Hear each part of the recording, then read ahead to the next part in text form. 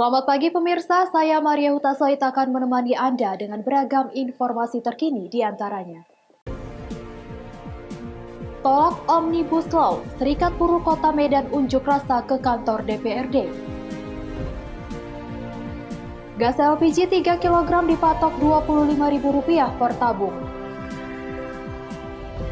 Jelang Imlek, patung Dewa-Dewi dibersihkan. Selain cuplikan berita tadi, kami juga akan menyajikan berita lainnya hanya untuk Anda. Pemirsa, inilah Sumut hari ini pagi selengkapnya.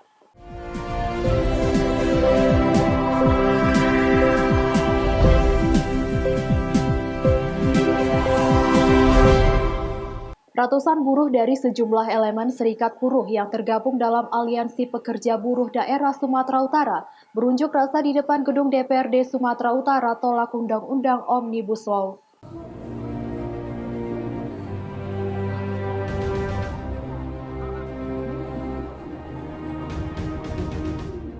Aksi para buruh kali ini sebagai bentuk protes terhadap rencana pemerintah yang akan mengesahkan rancangan Undang-Undang Omnibus Law yang dinilai bakal merugikan kaum buruh. Para buruh memprotes dan menolak rancangan Undang-Undang Omnibus Law Cipta Lapangan Kerja yang rencananya akan diterapkan pemerintah tahun ini. Undang-Undang Omnibus Law sendiri merupakan janji Presiden Jokowi saat kampanye Pilpres lalu. Hanya saja kaum buruh menolaknya karena dinilai tidak berpihak kepada mereka. Kebijakan ini dinilai hanya berpihak kepada kepentingan investor, serta merugikan kelompok pekerja khususnya para buruh. Belit itu memungkinkan pengusaha melakukan perubahan waktu kerja, status dan penghapusan pesangon bagi pekerja yang terkena PHK. Hak-hak buruh yang ada di dalam Undang-Undang Ketenagakerjaan juga dikhawatirkan akan dihapus dalam Omnibus Law. Mereka menilai aturan itu mengelabui pekerja. Hal ini terlihat dari hilangnya sanksi pidana kepada para pengusaha yang melanggar aturan. Pertama yang paling kita takutkan adalah sistem pengupahan. Nah, jam kerja yang semakin fleksibel dan hak pesangon buruh yang selama ini diatur itu akan hilang. Nah, kalau kita melihat apa yang disampaikan pemerintah akan menggantinya dengan kata tunjangan atau tunjangan kompensasi kehilangan pekerjaan. Nah, dan juga sebenarnya masih banyak hak-hak lain. Nah, ini kan belum kita dapat draftnya karena sampai saat ini juga serikat pekerja serikat buruh tidak ada yang dilibatkan. Nah, ketakutan kita bukan hanya soal hak pesangon, jam kerja, tapi juga hak-hak cuti kawan-kawan buruh perempuan itu juga akan hilang. Pasal pidana. Selain menuntut agar Omnibus Law tak diberlakukan, para buruh juga mendesak pemerintah segera membubarkan BPJS Kesehatan karena dinilai gagal menjalankan amanah undang-undang. Daniel Pekuali melaporkan untuk Elvarina TV. Unit Jatanras Polres Samosir berhasil menangkap LN, seorang pelaku cabul siswa SMA di Kabupaten Samosir. Pelaku ditangkap di tempat pelariannya di Kota Medan.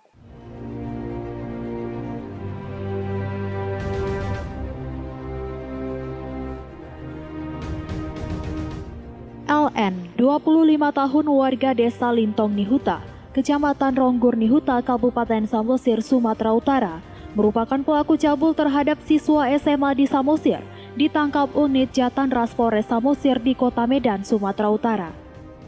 LN tega mencabuli korban yang masih berstatus pelajar di kebun kopi milik pelaku pada 1 Januari lalu. Saat itu pelaku membujuk korban lewat telepon dengan modus mengajak korban berkeliling kampung dengan menggunakan sepeda motor pelaku. Kini pelaku telah menjalani pemeriksaan di unit PPA Polres Samosir dan menetapkan sebagai tersangka. Setelah ditangkap, pelaku baru menyesali perbuatannya.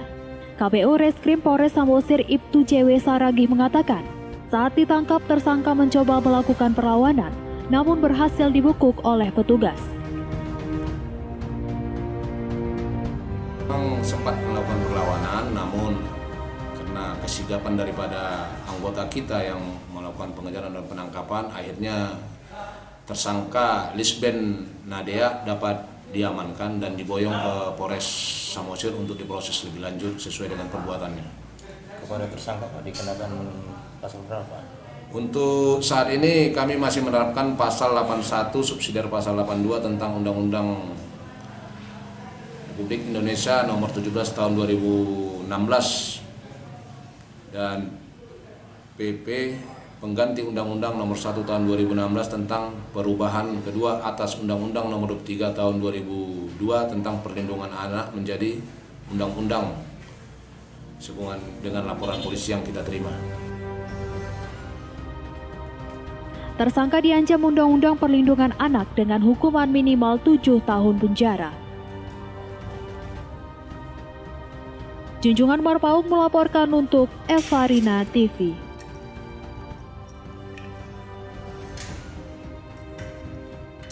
Polres Langkat rayakan hari ulang tahun Satpam yang ke-39 tahun 2020. Melalui perayaan ini, Satpam diharapkan mampu bekerja profesional dan lebih cermat dalam menjalankan tugas dan fungsinya.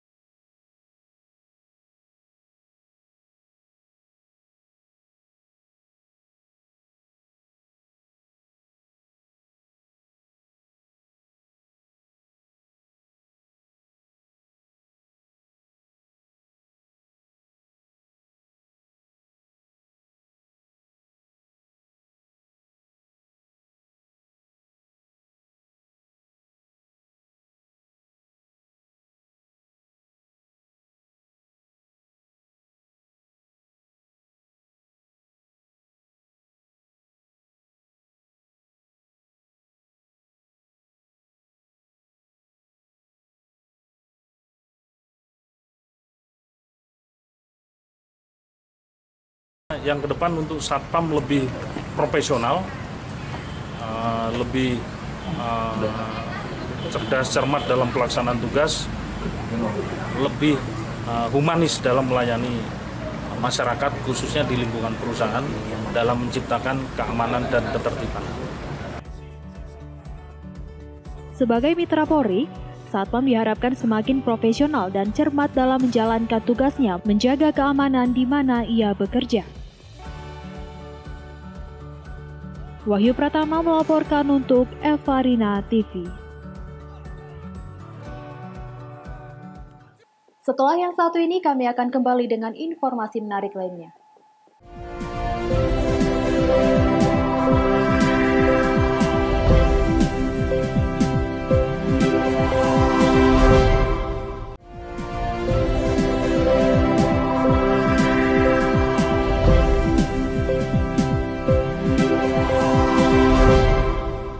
Terima kasih Anda masih di Sumut hari ini. Terkait wacana pemerintah pusat mencabut subsidi gas 3 kg, pengecer gas LPG di Kota Medan, Sumatera Utara, ambil kesempatan dengan menjual gas 3 kg seharga Rp25.000 per tabung. Sementara Pertamina sendiri hingga kini belum menaikkan harga gas.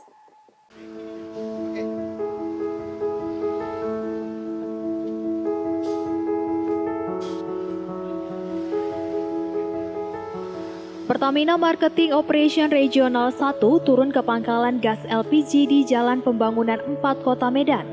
Hal ini menyikapi banyaknya kabar kenaikan harga LPG gas 3 kg di wilayah Kota Medan. Meski masih dalam wacana pemerintah pusat terkait akan dicabutnya subsidi gas LPG 3 kg, para pengecer justru mengambil kesempatan dengan melakukan penimbunan dan menjual harga di atas rata-rata. Satu tabung gas LPG di tingkat pengecer dijual dengan harga Rp22 hingga Rp25.000. Inilah yang membuat PT Pertamina Marketing Operation Region 1 turun langsung ke pangkalan LPG untuk mengecek dan mensosialisasikan harga. Pertamina Marketing Operation Region 1 menegaskan, harga gas di wilayah Medan dan sekitarnya hingga saat ini masih sesuai harga eceran tertinggi, yakni sebesar Rp16.000.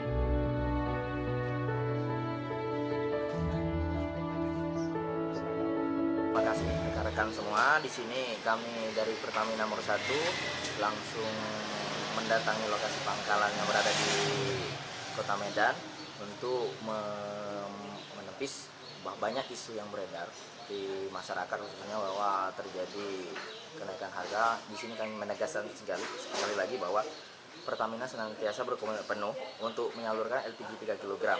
Dan Pertamina juga di sini menegaskan bahwa harga LPG di Sumatera Utara itu tidak berubah, masih sesuai dengan HIT yang ditetapkan oleh pemerintah. Untuk Kota Medan sendiri salah satunya sekitar 16.000 untuk HIT-nya. Salah seorang konsumen gas LPG 3 kg, Sofian, mengaku harga gas LPG di pangkalan masih normal Rp16.000. Namun di pengecer harganya jauh lebih tinggi. Para agen sendiri meminta fotokopi identitas atau KTP dan tidak boleh membeli lebih dari 1 tabung.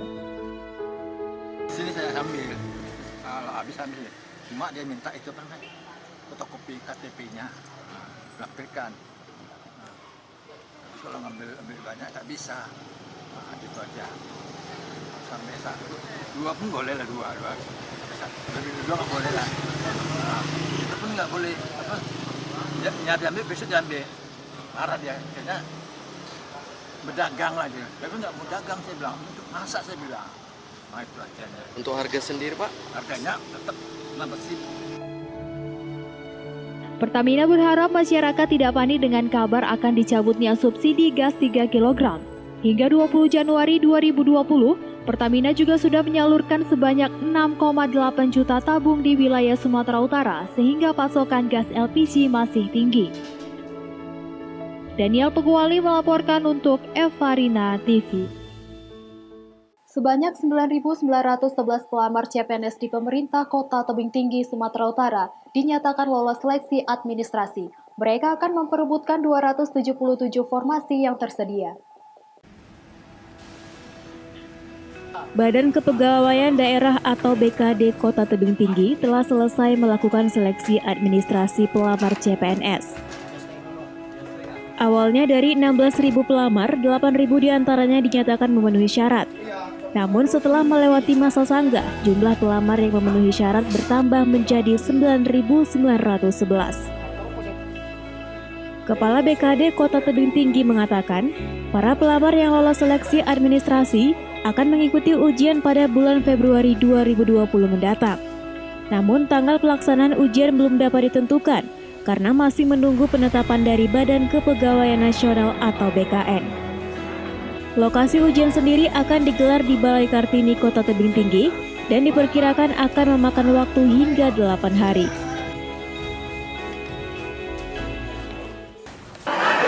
Dari 16 ribuan pelamar yang memenuhi syarat itu 8 ribuan, tidak memenuhi syarat itu juga sekitar 8 ribuan. Tapi setelah melewati masa sanggah, akhirnya didapat 9.911 yang memenuhi syarat. Dan itu untuk dinyatakan lulus untuk mengikuti seleksi selanjutnya. Seleksinya sendiri dilakukan pada bulan Februari, tapi tanggalnya itu belum ditentukan. Para pelamar CPNS pemerintah Kota Tebing Tinggi akan bersaing untuk memperebutkan 277 formasi yang ada dengan rincian untuk tenaga pendidik sebanyak 131 formasi, tenaga kesehatan sebanyak 71 formasi, dan umum sebanyak 75 formasi. Alex Garingging melaporkan untuk Evarina TV. Seorang tergugat atau penggugat rekonvensi perkara perdata kepemilikan sebidang tanah menyesalkan sikap Pengadilan Negeri Rantau Parapat yang menggantikan majelis hakim dalam sidang lanjutan.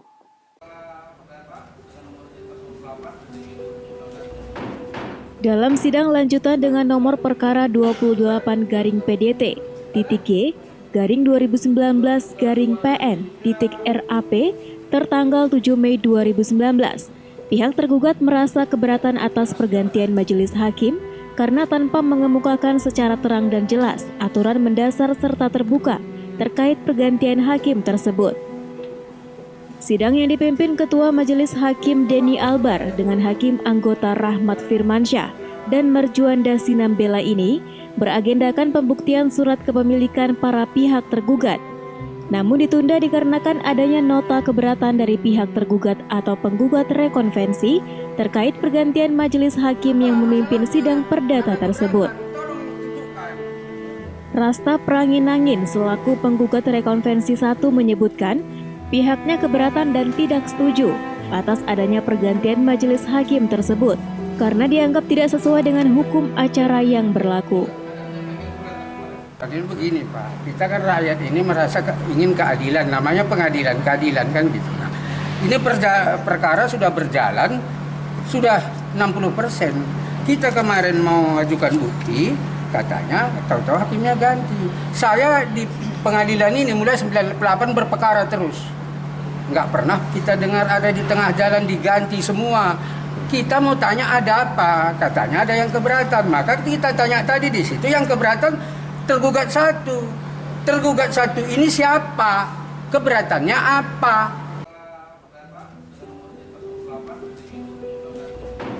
Sementara tim kuasa dari BPN Labuhan Batu, Manap Harahap menjelaskan, pihaknya turut tergugat dalam perkara perdata terkait kepemilikan lahan perkebunan di Aik Batu Desa Asam Jawa, Kecamatan Torgamba, Labuhan Batu Selatan. Adanya gugatan perdata terkait kepemilikan antara pihak penggugat dengan tergugat 2 dan 3. Boleh tahu siapa dengan siapa gitu? Maladia Sibuan dengan Pak Joshua Sarenda Pranginangin. Objeknya atau tempatnya di mana? Seluasnya bisa? Lokasinya berada di Desa Asam Jawa, Kabupaten Labuhan Batu Selatan, Pak. Ucok Sitorus melaporkan untuk Eva Rina TV.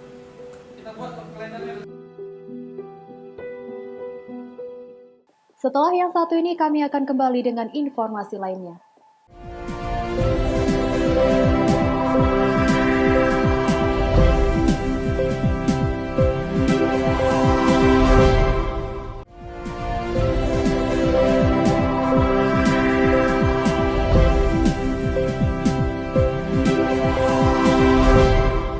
Terima kasih Anda masih di Sumut hari ini. Puluhan rumah di 2 desa kecamatan Sungai Kanan, Kabupaten Labuhan Batu Selatan digenangi air setinggi 50 cm hingga 1 meter.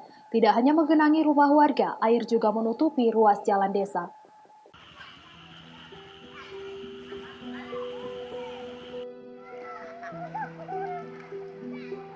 Akibat meluapnya Sungai Tapian Nadenggang dan Seh Sihotang, sedikitnya 46 rumah warga di 2 desa, yakni Desa Ujung Gading dan Desa Batang Nadenggang, Kecamatan Sungai Kanan, Labuhan Batu Selatan, Sumatera Utara terendam banjir.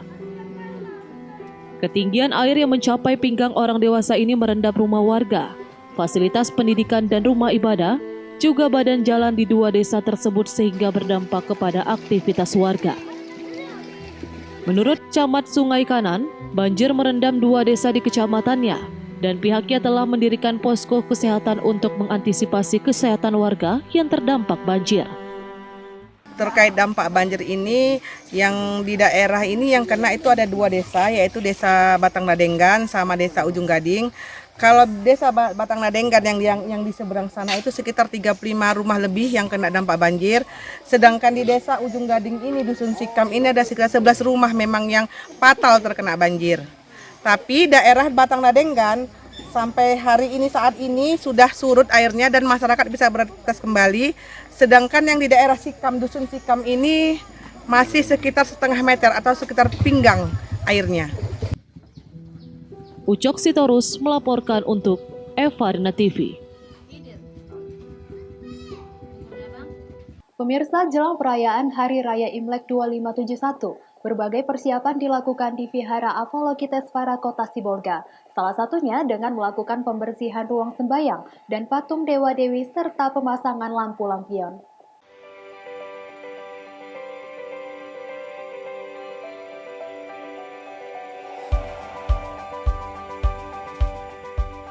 H-2 perayaan Imlek tahun 2020.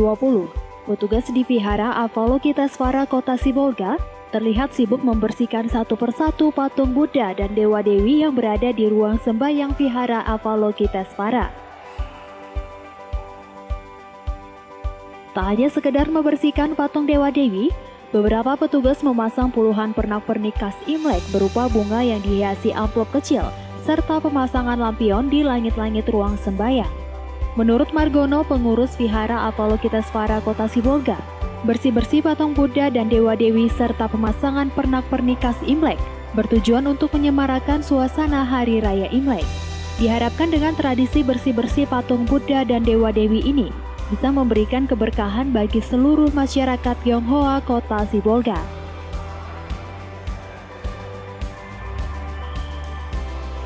Kita dari Vihara atau pengurus Yayasan Vihara Kota Sibolga mengadakan tanggal 19 mengadakan kebersihan gedung, kebersihan dari patung-patung Dewa-Dewi dan semua wihara kita bersihkan. Selain bersih-bersih ada pemasangan lampu-lampu lampion? Ada, kita nanti menjelang mulai dari hari ini kita memasang lampion-lampion dan nanti pas di hari H-nya itu tanggal 25 kita mengadakan satu kebaktian umum untuk perayaan Imlek. Dalam perayaan Hari Raya Imlek 2571 ini, Vihara Avalokitesvara Kota Sibolga dapat menampung hampir 600 masyarakat Tionghoa Kota Sibolga yang akan mengikuti sembahyang Hari Raya Imlek. Baharudin Simanulang melaporkan untuk Evarina TV. Pemirsa, demikianlah rangkaian informasi dalam Sumut hari ini pagi ini. Saya Maria Huta Said pamit undur diri. Terima kasih dan sampai jumpa.